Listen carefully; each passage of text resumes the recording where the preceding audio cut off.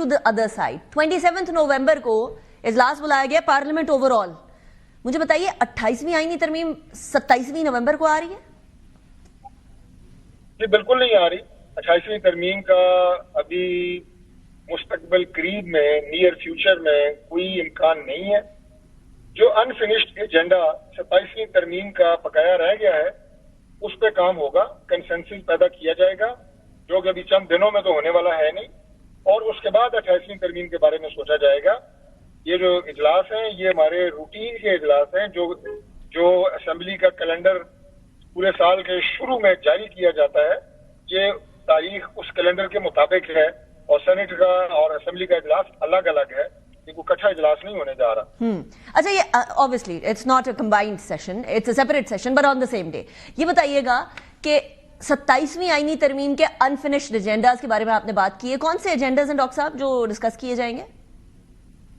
دیکھیں, NFC award وہ جو پروپوزل دی گئی تھی کہ ڈیٹ سروسنگ میں اور اس کے ساتھ جو ہمارے ڈیفنس میں اخراجات ہیں, آپ کی مسلح افواج, آپ کی رینجرز, وہ ہمہ وقت پاکستان کے ہر کونے میں تیار ہوتی ہیں, ہر صوبے میں تیار ہوتی ہیں لا اینڈ آرڈر کی مینٹین کرنے کے لیے, قدرتی آفات سے لڑنے کے لیے. تو ہم نے کہا صوبے بھی تھوڑا اس میں اپنا حصہ ڈالیں. لیکن ڈاکٹر صاحب NFC ایوارڈ تو 27ویں آئینی ترمیم کا حصہ نہیں تھا.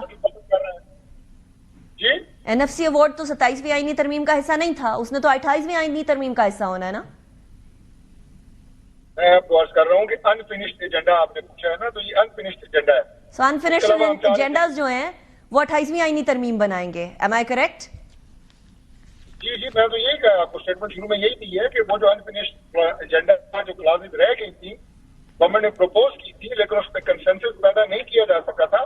اس پہ کنسنسس پیدا کرنے کے بعد وہ 28ویں ترمیم کا حصہ ہوں. سو ڈاکٹر صاحب آپ کہہ رہے ہیں 27ویں آئینی ترمیم کا انفینشڈ ایجنڈا, میں کہہ رہی ہوں 28ویں آئینی ترمیم کا آغاز. تو بات تو وہی ہوئی نا.